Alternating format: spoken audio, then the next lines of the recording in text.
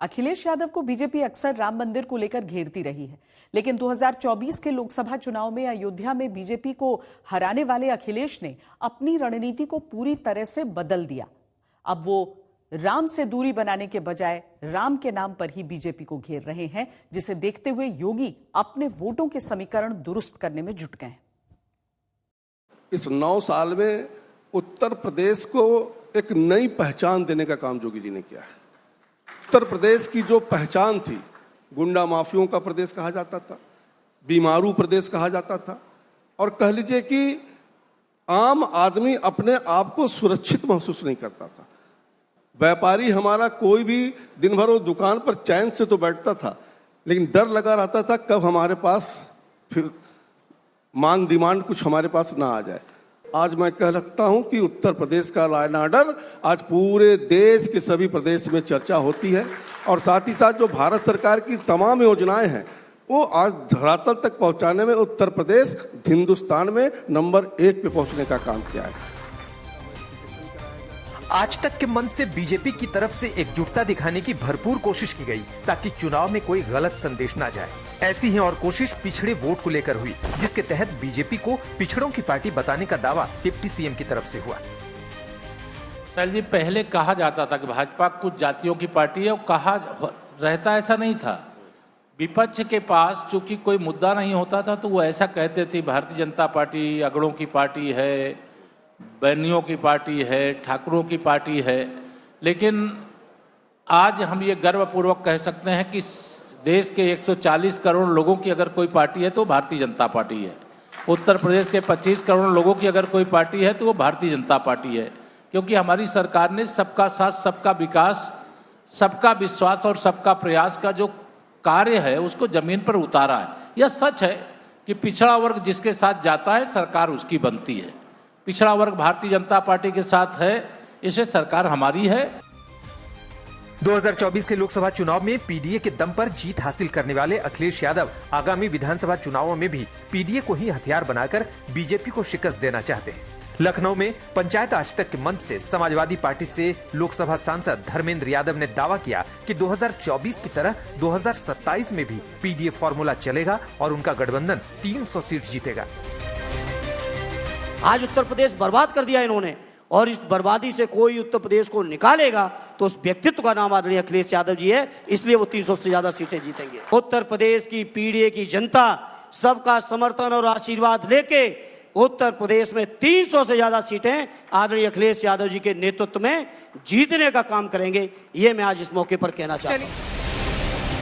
अखिलेश के पीडीए का मुकाबला करने के लिए बीजेपी की तरफ से भी पिछड़ों पर नए सिरे से दांव लगाया गया है। यूपी में जीत की हैट्रिक के लिए बीजेपी की बनाई नई टीम में सबसे ज्यादा हिस्सेदारी पिछड़ों की बढ़ाई गई है। यूपी बीजेपी की नई टीम में सबसे ज्यादा 20 पिछड़ों को जगह दी गई है। संदेश यही कि बीजेपी ही सबसे ज्यादा पिछड़ों की हितैषी है। श्री अखिलेश यादव जी आजकल बहुत पीडीए की बात करते हैं, और मैं कहता हूं उनका पीडीए फर्जी है।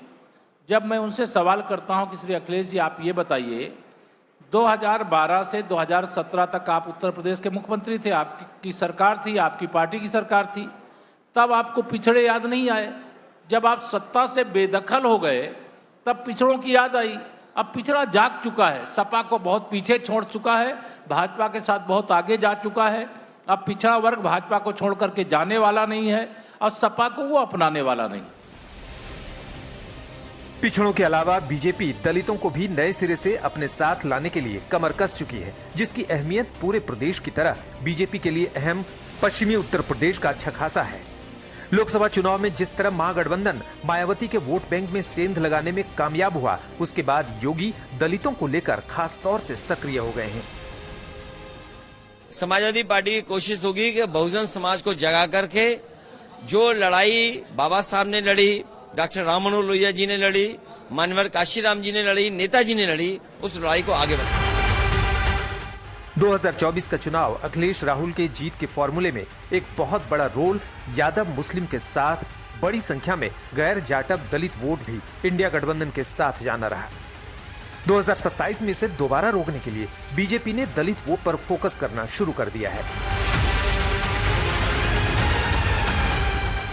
जिस वक्त आगरा में वाल्मीकि समाज बीजेपी के सांसद के खिलाफ प्रदर्शन कर रहा था, तब प्रदेश बीजेपी के संगठन महामंत्री धर्मपाल सिंह दलित वोट बैंक पक्का करने के लिए पश्चिमी यूपी में गहन मंत्रणा में जुटे दिखे। बूथ बूथ तक एक एक वोट का हिसाब ठीक कर रही बीजेपी पिछले चुनाव में दलित वोट के हुए नुकसान की भरपाई के लिए कमर कस चुकी है।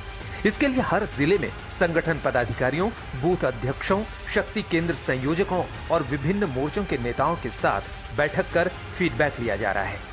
विशेष फोकस अनुसूचित जाति पर है। इलाकेवार सामाजिक समीकरण, स्थानीय हालात और जरूरतों के आधार पर चुनावी रणनीति बन रही है। अगर कंपैरिजन करें हमने क्या किया है तो हम गिना देंगे बहुत सारी चीजें, लेकिन उन्होंने क्या किया है वो वाली चीजें गिनाए तो वो हम जितना हमने विकास के लिए किया, पॉजिटिव किया, उससे ज्यादा उन्होंने समाज के नेगेटिव के लिए किया, नेगेटिविटी कितना किया है।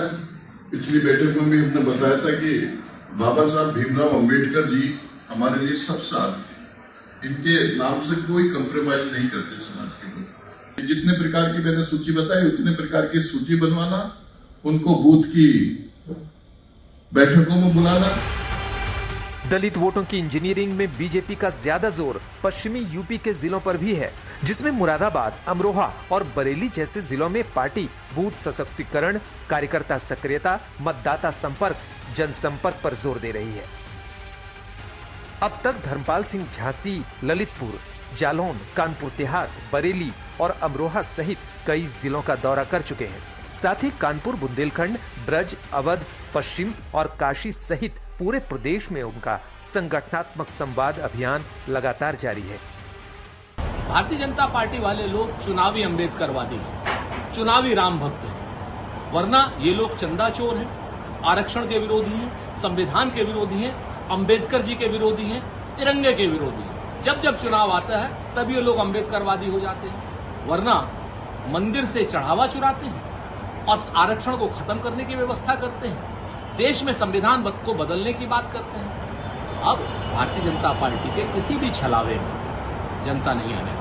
देखिए, आज भारतीय जनता पार्टी जितनी भी संगठन की बैठकें कर ले, लेकिन हकीकत तो ये है कि आज दलित समाज या अनुसूचित समाज भारतीय जनता पार्टी से बहुत दूर हो चुका है, क्योंकि इन्होंने दलित समाज के लिए कभी कुछ किया नहीं। ये वही लोग हैं जिन्होंने चुनाव में कहा था कि हमको 400 सीटें दे दो, हम बाबा साहब के लिखे संविधान को बदल देंगे और आरक्षण को खत्म करने का काम करेंगे, जिससे अनुसूचित जाति और दलित समाज में बहुत ज्यादा आक्रोश है भारतीय जनता पार्टी को लेकर के। और इनके गृह मंत्री ने सदन में कहा था कि बाबा साहब एक फैशन है, जबकि हकीकत तो यह है कि बाबा साहब एक ब्रांड बन चुके हैं। जिस तरीके से 2024 के चुनाव में अनुसूचित समाज के लोगों ने, दलित समाज के लोगों ने समाजवादी पार्टी को वोट दिया, इंडिया ब्लॉक को वोट दिया, कि जिसका नतीजा है समाजवादी पार्टी उत्तर प्रदेश में सबसे बड़ी लोकसभा में पार्टी है। और भारतीय जनता पार्टी को दूसरे नंबर पर खिसकाने का काम अगर किसी ने किया था तो समाजवादी पार्टी ने किया था। तो कितनी भी बैठकें कर लें, अब दलित समाज इनके बहकावे छलावे में आने वाला है। पश्चिमी यूपी में बीजेपी की खास तवज्जो की वजह है कि पश्चिमी यूपी के जिलों में दलित वोट का बोलबाला है। बुलंदशहर में 21 से 22%, सहारनपुर में 21 से 22%, मेरठ में 18 से 19%, मुजफ्फरनगर में 17 से 18%, अलीगढ़ में 20 से 21%, आगरा में 22 से 23%, बिजनौर में 21 से 22%, गाजियाबाद और हापुड़ में लगभग 16 से 19% दलित वोटर हैं। बीजेपी के इतर अखिलेश का सारा जोर इस बार भी पीडीए पर रहने जा रहा है, जिसे देखते हुए बीजेपी दलित और पिछड़े वोटरों को रिझाने के लिए कमर कस चुकी है। आगरा से रवि शर्मा के साथ समर्थ श्रीवास्तव, लखनऊ, आज तक।